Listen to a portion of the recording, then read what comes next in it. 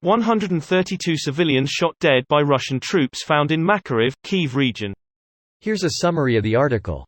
132 bodies of civilians who have been shot dead have been found in Makariv.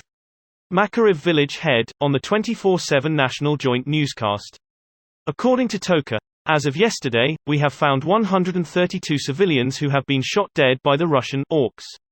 Details. Toka added that 40% of the village of Makariv has been destroyed and that many of its buildings cannot be restored. He said that the dead civilians were found in mass graves. Toka said that 15,000 people lived in Makariv before the beginning of the war, but less than 1,000 remained there during the active phase of the defense operation. This post received a score of 40,000, with an upvote ratio of 93%. Here are the top comments in response to this article.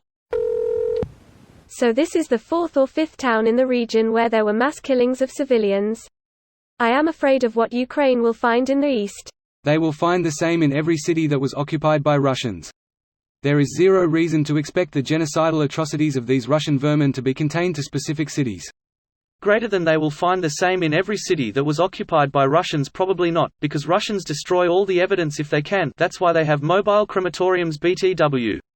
They may not find physical evidence of it, but when thousands of citizens of a city are mere months from now, evidence of Russia's heinous killings will still be clear. Probably one of the reasons they're forcibly relocated people into Russia. Then they can claim that all of the missing asked to be relocated out of fear of reprisals and to gather testimony of Ukrainian Nazism. They are under a type of witness protection. Sorry, we won't tell you where they are, but totally trust us when we say they're alive and happy somewhere in East Russia. Stop asking. I was wondering what Russian endgame was with the whole kidnapping civilians and taking them back to Russia plan. I know some were released, and I'm sure others were murdered, but there's still a shit ton of people just missing. Making facts on the ground intentionally hazy seems like something they could do with this. It's disruption of the ethnic composition in the East.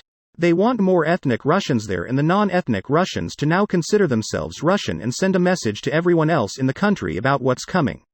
As a Kurd, this is nothing new to me. I'm sorry for that, man. I know it don't mean much from some random dude on Reddit, but I mean it. I'm sorry. I'm sorry you and your people have been getting treated like less than. Like your life is worth less than theirs. I'm sorry humanity can sink to these levels of depravity and even worse, suffer no consequence. But what I'm truly sorry for and what hurts the most? It's the last line you wrote. Stay up and stay on, brother. What is it now, Russia? Were those 132 civilians part of a false flag operation carried out by Ukraine, or were all these civilians Nazis?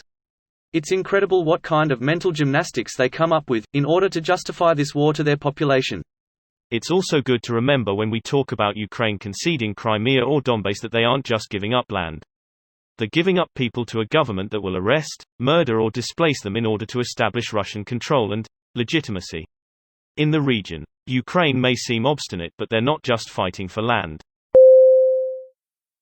This video was automatically created by Reddit to speech.